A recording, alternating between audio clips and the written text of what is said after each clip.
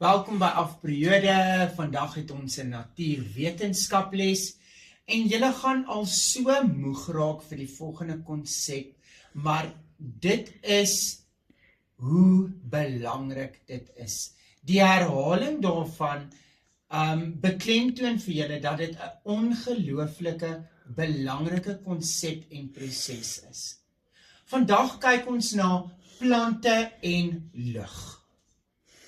Nou ouens, julle almal weet nou al teen die tyd fotosintese, hoekom is dit 'n proses, wat gebeur, wat is die uiteinde, ons het nou al verskeie lesse daaroor gehad en ons gaan vandag weer 'n les daaroor hê, want dit is ongelooflik belangrik.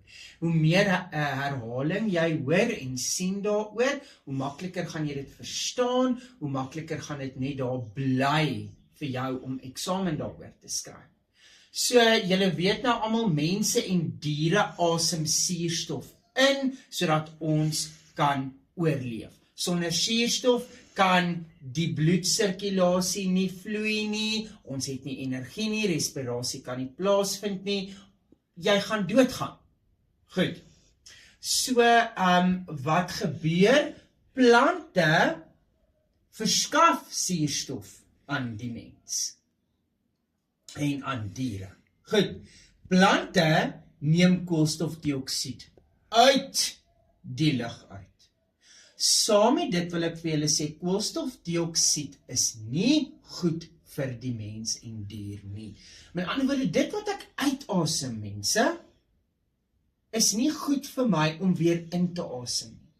Dit is nie goed vir my om in 'n toelokaal die hele tyd te sit, waar daar geen ventilasie is nie, en al wat ek inasem is die asem wat ek uitgeasem het. Naderhand gaan jy begin moeg voel, jy gaan net wil lê, want jou brein kry nie genoeg suurstof nie, hy kry nie daai vars suurstof nie. Nou dit is wat plante doen, hy vat daai koolstofdioksied wat jy uitasem, en hy maak dit tot nut vir ons as suurstof, sodat ons kan asemhaal, sodat ons kan funksioneer, sodat ons brein helder kan dink. Reg. So, plante en lug, baie belangrike konsep. Dis hoekom plante buite is. As jy binnehuisplante het, ja, hulle is gemaak om daar te bly, maar elke nou en dan vat hulle ook uit. Hulle moet sonlig kry. Goed, hulle moet sonlig kry om daai fotosintese proses te kan laat aanhits, sodat daai proses kan voortgaan.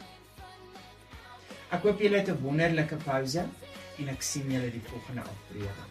Totsiens.